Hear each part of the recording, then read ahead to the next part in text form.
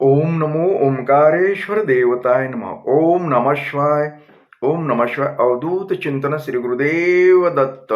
मंडळी, शंका समाधान या कार्यक्रमासाठी मी संगमेश्वर गिरी श्री क्षेत्र ओंकारेश्वर देवस्थान बिलोद्यान जाणेगाव इथून आपलं सर्वांचं हार्दिक स्वागत करतो मंडळी.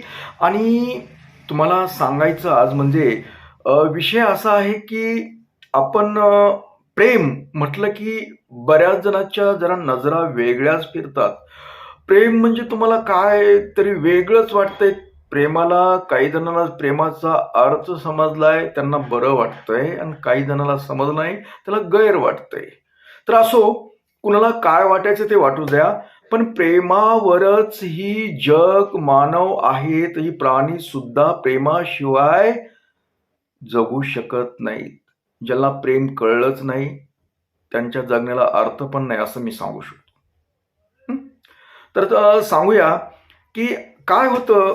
माझा विषय जरी धार्मिक आहे, मी देवधर्माच्या संदर्भात दैवी उपाय अशा सर्व गोष्टी सांगत असतो, तुम्हाला माहिती देत असतो, त्यावर उपाययोजना मी करत असतो. परंतु काय होतं की प्रत्येक वेळेस हा दैवीच गोष्ट असतो असं नाहीये. पण जास्त करून माझा स्वभाव कसा आहे की खुलकर बोलायचं. काहीतरी आपण फार मोठे आहोत आणि काहीतरी आहे असं हमपणा माझ्याकडे नाहीये. मी छोट्यातल्या छोट्या मुलांनाही बोलतो, एकदम बाळाला सुद्धा बोलतो. कुणी जर माझ्याकडे बाळ घेऊन आलं, दर्शनाला आणतात, आपल्याकडून काही उपाययोजना झाल्यानंतर समजा काही दोष असे ते निघल्यानंतर बाळा दर्शनाला घेऊन येतात माझ्याकडे. त्यावेळेस मी त्या बाळाला सुद्धा बोलतो. बाळाच्या थोडस मोठ्या बाळालाही बोलतो, 3-4 वर्षाच्या बाळाला बोलतो, मोठ्या झाला 10 त्यालाही बोलतो. म्हणजे सर्व म्हणजे जे आहेत लहानापासून ते थोरांपर्यंत माझं बोलणं असतं. सगळ्याशी मित्रताने वागतो, प्रेमाने वागतो. बघा, तुम्ही कधी जर तुम्ही माझ्याकडे मंदिरात आलात तर माझी बोलण्याची तिथं टाकतो बघा, कारण मी सगळ्यांनाच हे करतो. मी लहान थोर अथवा गरीब श्रीमंत हा भेदभाव माझ्याकडे नाहीये, कारण मी सगळ्यांना प्रेमानं बोलतो. त्याचं कारण काय, प्रेमाशिवाय काही नाही. जर आपण एखाद्यावर प्रेम करतो, ते लहान असो मोठं असो, ते जे आतलं जे नातं असतं ना, ह्या नात्यामध्ये आपण खोलवर जायला पाहिजे. बरं असो, जास्त लांबून तो विषय. आपल्याला महत्वाचं बोलायचंय की आपल्याकडे अशा केसेस येतात. कालच्या सोमवारची सांगतो की एक व्यक्ती आली. कारण मी बऱ्याच वेळेस नावाचा उल्लेख न करण्याचं कारण काय, ही व्हिडिओ बऱ्याच ठिकाणी पाहिला जातो, जेणेकरून त्या माणसाला आपल्या बोलल्यामुळे त्रास होणे, नाव उल्लेख केल्यामुळे, म्हणून मी नावाचा उल्लेख शक्यतो करत नाही. तर त्या व्यक्तीचा प्रॉब्लेम होता की प्रेमाच्या भानगडीतला, आणि जास्त माझ्याकडून येत असतील अशा समस्या येतात. कारण काय, प्रेमामध्ये धोका झाल्यानंतर, प्रेमामध्ये जर धोका झाला ना कुणाला, की त्याची मानसिकता खूप बिघडते. आत्महत्या करायची वृत्ती निर्माण होते, जगण्याला अर्थ नाही असं त्याला वाटतं. वाटतं म्हणजे बरेच जण करतात सुद्धा प्रयत्न. तर असं होऊ नये या उद्देशानं मी ह्या अशा गोष्टी चॅनलवर अथवा व्हिडिओद्वारे लोकांना समजावं, कळावं, यामागचं काय रहस्य वगैरे, म्हणून मी बोलत असतो. वेगवेगळ्या पद्धतीने मी सांगत असतो. तर कालची गोष्ट सांगायची म्हणजे ती व्यक्ती फार समस्यात होती. म्हणजे प्रेमाला दगा. असे लोक अगोदर सुरुवातीला सांगत नाही तुम्हाला, पण ते काय, माझा अभ्यास झालाय, खूप अभ्यास झालाय ह्या गोष्टीतला. याच्या डोक्यात काय आहे, याचं काय नेमकं झालंय हे कळतं. अगर इतर गोष्टी माझ्याकडे आहेत, त्याच्यामुळे मला कळतं की नेमकं याचा प्रॉब्लेम कुठं अडकलाय. तर हे कळवल्यानंतर मी त्या व्यक्तीला आपलंसं करतो आणि त्याला मायेनं, प्रेमानं, जेणेकरून त्याला त्रास होणे कुठला या हिशोबानं त्याला बोलतं करतो, आणि ती बोलून जातात, सांगतात. तर त्याला प्रेमामध्ये धोका झाला. आता धोका होतो कसं, आता बऱ्याच वेळेस आपण काय करतो, समोरच्याला आपल्याविषयी काय वाटतं ह्याचा पण विचार करत नाही. उगा समोरचं वाटलं तर थोडंसं चांगलं बोललं की आपण त्याला सगळंच अर्पण करून टाकतो. सर्वस्व अर्पण करतो. म्हणजे त्याला बारीकीतली बारीक गोष्ट सुद्धा सांगत असतो. सांगतो का नाही? कारण आपल्याला एक विश्वास असतो. विश्वास कधी निर्माण होतो? आपलं प्रेम त्याच्यावर असतं. वेगळा अर्थ करायचा ना, प्रेम म्हणजे तसं नसतं. एक त्या व्यक्तीविषयी वाटणारी ओढ वाटते. विश्वास संपादन झाल्यानंतर आपल्याला त्याला सर्व काही सांगून टाकावं वाटतं आणि आपण सांगत राहतो. पण एक त्या प्रेमाच्या धुंदीमध्ये ती समोरची व्यक्ती खरंच का आपलं ऐकती का खरंच तिचं प्रेम ही लक्षातच येत नाही आपल्या, आणि आपण देऊन टाकतो सर्व. आणि मग त्या व्यक्तीला पुन्हा टाळाटाळ करायली ना की खूप त्रास होतो, त्याचा खूप त्रास होतो. तुम्ही कदाचित अनुभवलं सुद्धा असेल. समोरच्या व्यक्तीनं आपलं चांगलं चालताना कुठलेही काही कुरबुर नसताना जर आपला टाळायला लागली, बोलायला टाळायली, अगर आपलं भेटणं टाळलं, काहीच गोष्टी संपर्कात राहिना गेली तर आपल्याला त्याचा खूप त्रास होतो. आता ही त्रास का होतो याबद्दल आपल्याला बोलायचंय. तर खूप जणांचं म्हणणं असतं की वेगवेगळे म्हणजे आपलं त्याचा सहवास लाभल्यामुळं असं होतं. ते बी तुमचं बरोबर असेल, काय असेल ते असू द्या. पण मी दुसरं एक गोष्ट सांगतो की ज्या वेळेस असं होतं ना, त्रास होतो, त्यावेळेस आपलं अंतर्मन म्हणजे आपल्याला मन असतात दोन, एक बाह्य मन, अंतर्मन.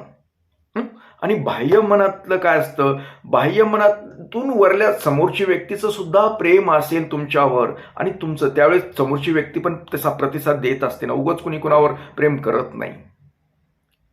समजा ती समोरची व्यक्ती जर आपल्याला प्रतिसाद देत नसेल तर आपण कशाला त्या भानगडीत पडतो. ज्यावेळेस ती समोरची व्यक्ती ही आपल्याला प्रेमाचा एक आपल्याला ओढते, समजा प्रेम दाखवते, त्यावेळेस आपण जास्त तिच्या याच्यामध्ये जातो का नाही. उगीच कुणाच्या प्रेमात पडत नाही. जर समजा तुम्ही एखाद्या व्यक्तीवर प्रेमच भरपूर करायला, पण त्या व्यक्तीचं काहीच तुमच्याविषयी काही त्याला ओढच नसेल, काही प्रेमच नसेल, तर काय एक एकूण कसं जमल तसं नाही होत. मग एकूणही करणे म्हणजे ते प्रेम नाही, तर ती एक वेगळी ओढ असते. पण जाऊ दे, त्या ओढीबद्दल बी नाही सांगायचं. आपल्याला मेन सांगायचे दोन मनाविषयी.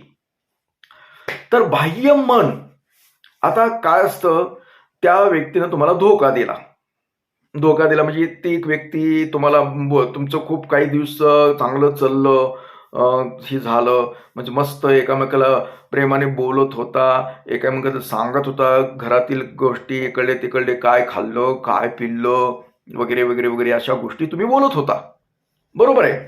बोलत असताना समजा काय होतं, कधीतरी त्या दुसऱ्या व्यक्ती आपल्या जी असते त्या व्यक्तीच्या जीवनामध्ये एखादी व्यक्ती प्रवेश करते. अगर ही त्याच्याकडे जाते, काही दोन्ही पैकी कोणी काही होऊ द्या, तिच्या गरजा काही असू शकतात, म्हणून ती व्यक्ती त्या दुसऱ्या व्यक्तीच्या संपर्कात राहिल्यानंतर तुमच्याशी कॉन्टॅक्ट कमी करते. आणि तुम्ही तर तिला सगळं देऊन टाकलेलं आहे, तुम्ही तर तिला सर्वस्व अर्पण करून टाकलेलं आहे. मग प्रॉब्लेम येतो ना, कारण तुमच्या आतल्या मनानं हृदयातून तिला सर्वस्व अर्पण केलेलं आहे. सर्वस्व अर्पण केल्यानंतर ती व्यक्ती तुम्हाला जर प्रतिसाद देत नसेल तर तुम्हाला खूप त्रास होतो. कारण तुमचं बाह्य मन म्हणतं, अरे ही आपल्याला विचार करत नाही, आपल्याला हे करत नाही. राग येतो कुठल्या वरल्या मनानं. ही जी दोन मन म्हणतो ना, आतलं मन नाही काही करत. आतलं मन फक्त सत्य जाणतं. आतलं मन हे फक्त सत्य जाणतं. तसंच आतलं मन त्याही व्यक्तीला असतं, लक्षात घ्या. तिला बी नसतं असं नाही, दोघांनाही ते आतले मन. काय होतं, तुम्हाला दोघांचं बाह्य स्वरूपामध्ये म्हणजे बाहेरच्या मनाने, दोघांच्याही बाह्य मनाने भांडणं केले अथवा काही रागावलं, बोलणं वगैरे काय जे झालंय तुमचं, अगर कशामुळे तरी विस्कटलं, अगर तुम्हाला त्या व्यक्तीविषयी, तिच्या दुसऱ्या व्यक्ती आलेली तिच्या जीवनामध्ये, त्याबद्दल तुम्हाला माहिती कळली म्हणून तुम्ही तिच्यावर रागावलात, मान्य. रागावलात, अगर तुम्हाला ती का विचारलं, मला का विचारलं, मला मी माझ्या मनाची कशी बी करू शकते अथवा कसं बी करू शकतो असं म्हणत असेल ती, आणि त्याच्यामुळे तुम्हामध्ये विदुष्ट आलं, असं झालं दोघांचं. पण ही झालं बाह्य मनानं, पण आतलं मन, समजा तुम्ही 2 शब्द बोलल्यामुळं तिला तुमचा राग आला असेल, ती तुम्हाला 2 शब्द बोलल्यामुळे राग आला असेल, पण ही राग तुमच्या बाह्य मनावर चालतात, आतल्या मनामध्ये नाही होते. आतल्या मनाने फक्त एकच पक्क फिट्ट त्यांच्या ह्याच्यामध्ये रेकॉर्ड करून ठेवला असता, तो आपण म्हणतो ना, काय म्हणतो आपण, शिक्कामोर्तब केला. तर असं जर त्या आतल्या मनाने केलेलं असतं, ज्यावेळेस दोन्ही हृदयातून मनातून प्रेमाचा एक क्षण झालेला असतो, त्यावेळेस दोन्ही मन कनेक्ट झालेले असतात.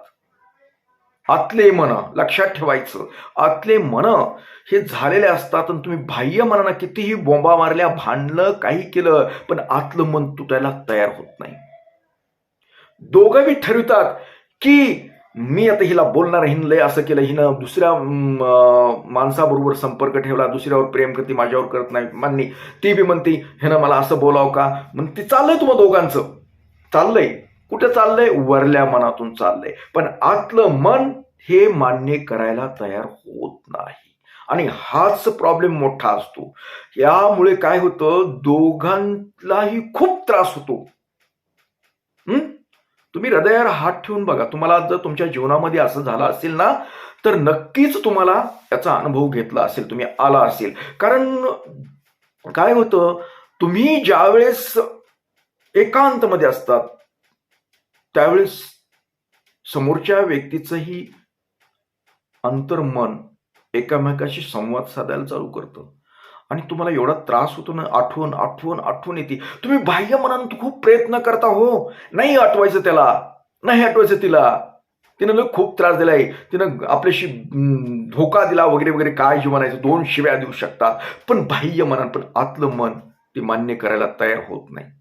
त्याच्यामुळं आतल्या मनातला जो संवाद आहे तो चालूच राहतो, आणि ही चालू असल्यामुळे बाह्य मन दोघांचेही म्हणजे रागावलेले आहेत, एकामेकावर तिरस्कार करतात, पण आतले मन हे प्रेमानं गुंतलेले असतात, आणि हेच प्रेमानं गुंतलेले आतले मन हे तुम्हाला त्रास करतात. ते तुम्हाला त्रास, दोघांनाही, एकालाच नाही. बऱ्याच वेळेस काय असतं, आपण एकांतमध्ये बसलेलो असतो, आणि एकांतमध्ये बसल्यानंतर की आपल्याला अचानकपणे आठवण येते, कामात बी असलं तरी आठवण येते, आणि काही नुसते आठवण येणार, आणि त्या समोरच्या व्यक्तीला सुद्धा आठवण येत असते. लक्षात घ्या, एकालाच आठवण येत नाही. ज्यावेळेस दोघांनाही आठवणी येतात, त्यावेळेसच ही काहीतरी दोघांचं गुंतलंय आतमधून, आतमधल्या मनाने दोन्ही फिट केलेलं आहे. उगीच कुणाला कुणाची आठवण येत नाही, अजिबात येत नाही. कुठंतरी आपले मन ही जुळलेले असतात, पूर्वी एकमेकांनी प्रेमानं एका जीवानं झालेलं असतं, आणि ही जी रेकॉर्ड झालेलं आहे आपल्या मेमरीमध्ये, मनामध्ये, हे प्ले होत राहतं शांत ठिकाणी. एकदा तुम्ही सकाळी उठल्यानंतर तुम्हाला 100% आठवण येत असेल, तुमचं जर खरं जर प्रेम कुण्या व्यक्तीवर असेल मनातून, तर ते तुम्हाला तिची कितीही तुम्ही टाळायचं बघा, उठल्या उठल्या तुम्हाला तिची आठवण येणार, अथवा संध्याकाळी झोपल्यानंतर शांत झाल्यानंतर तुम्हाला तिची आठवण येणार. हे सगळा मनातला खेळ आहे. पण आपण हे बाह्य खेळात एकामेकावर रागवल्यामुळे आपण टाळतो. पण लक्षात घ्या, यावर जर तुम्हाला पर्याय शोधायचा असेल ना, मी कुणीही असा, दोघंही असा कुणीही, जर पर्याय सोडायचा, पण इतकं तुम्ही काही रागावू नका. ठीक आहे, तुम्ही जवळ जाऊ नका, पण असं तुम्ही संपर्कात राहा. कधीतरी कमात टाळाटाळ करा, दोघंही टाळाटाळ करा, त्याच्याबद्दल काही नाही, पण तुम्ही संपर्कात राहा. थोडंसं एकमेकांचं म्हणजे रागवू नका, पण वरल्या मनानं बोलायला कधीतरी, अगर काय चाललंय तरी विचारा एकमेकाला, काय चाललंय विचारा. एकमेकात थोडासा संवाद असू द्या. जर संवाद तुम्ही ठेवला तर तुमचं आरोग्य चांगलं राहील. मी ही सांगतोय, एवढं रामायण का सांगतोय माहितीये का, ही अशा पद्धतीची व्यक्ती आली, ती येडे होतात, येडे माणसं, मानसिक संतुलन बिघडतं. तुम्हाला काही टाइमपास नाहीये. हे माझ्याकडे केसेस येतात अशा.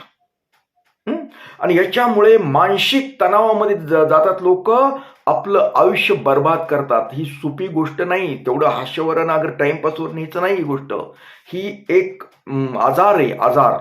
आजार जडतो. दोघांपैकी एकाला तरी जडणार, आणि नाही जमलं तर दोघांनाही जमणार. थोडाफार, पण किती तुम्ही हुशार असा, शिकलेले असा, कसले असा, काही तुमचं माइंड कुठेही चलत असेल, परंतु तुम्हाला ह्या आजारामध्ये जर घुसलेला असताल आणि एकामेकाचे बाह्य मनानं तुमच्यात भांडणं असतील ना, आतलं मन जर तुम्ही गुंतलेलं असेल, तर तुम्ही आयुष्यभर अशा रखडत राहतात.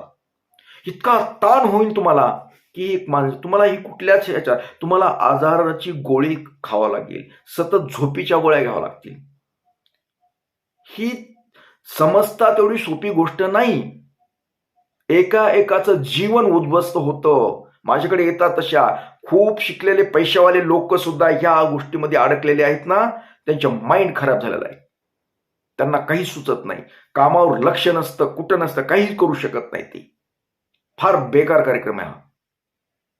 सहज सोपी गोष्ट नाही. आतले मन जर परफेक्ट गुंतलेले असतील ना, तर तुम्ही मानसिक तणावामध्ये जाताल, मानसिक आजार जडू शकतो. त्या गोळ्या जरी खाल्ल्यानंतर गोळ्याच्या धुंदीमध्ये नुसतं झोपतान, झोपेमध्ये तुम्ही विसरायचा प्रयत्न करता, आणि ती गोळी बंद झाली की अजून ते चालू होणार. म्हणजे तुम्हाला आयुष्यभर गोळ्या घ्याव्या लागत्याल. हा प्रयोग बघितलाय मी अनुभवलंय लोकांचं.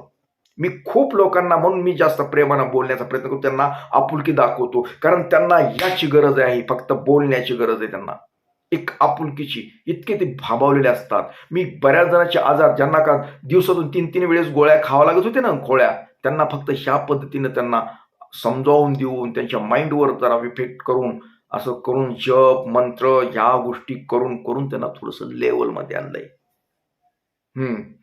त्याच्यासाठी असं जर असेल तर फक्त एकाग्रता, तुम्ही त्या बाह्य मनानं त्या व्यक्तीबद्दल रागावू नका, काहीच बोलू नका. फक्त तुम्ही जर ईश्वराचं नामस्मरण केलं, ध्यान, धारणा, समाधी अवस्था अशा गोष्टीमध्ये जर थोडंसं मन गुंतवलं, देवात मन गुंतवा, नामस्मरणात बनतो. चिंता त्या गोष्टीची करू नका हो, चिंतन करा. बघा तुम्ही, आणि तुम्हाला या संदर्भात जर काही अडचण असेल, काही असेल, तर माझा हा फोन नंबर, व्हॉट्सअप नंबर आहे, फोन नंबर आहे. फक्त मला वेळ भेटत नाही, म्हणजे समजा माझ्या मागं खूप व्याप असतो, तरी तुम्ही व्हॉट्सअपला मेसेज, मला जसा वेळ भेटेल तसा मी तुम्हाला म्हणजे काय गरज आहे त्याच्याप्रमाणे मेसेज करेल, सांगेल. वाटल्यास वेळ असेल तर फोनवर पण बोलतो, तसं काही नाही. फक्त मला जरा वेळ पुरत नाही, त्याच्यामुळे अडचणी येतात. पण असो, अशा जर अवस्थेमध्ये तुम्ही कुणीही असाल तर अवश्य मला कॉल करा अथवा मेसेज अगोदर करा, आणि मी कॉलवर पुन्हा घेईन. तर काळजी करू नका, यातून बाहेर पडता येते. आतले मन जरी जुळलेले असले तर त्यावर काय पर्याय करायचा हे मी तुम्हाला सांगणार आहे. तर असो, याबरोबरच आजचा हा शंका समाधान कार्यक्रम इथेच थांबूया आणि परत भेटूया उद्याच्या कार्यक्रमात. तोपर्यंत मंडळी, ओम नमः शिवाय, जय हिंद, जय भारत, सुखी राहा आणि समाधानी राहा.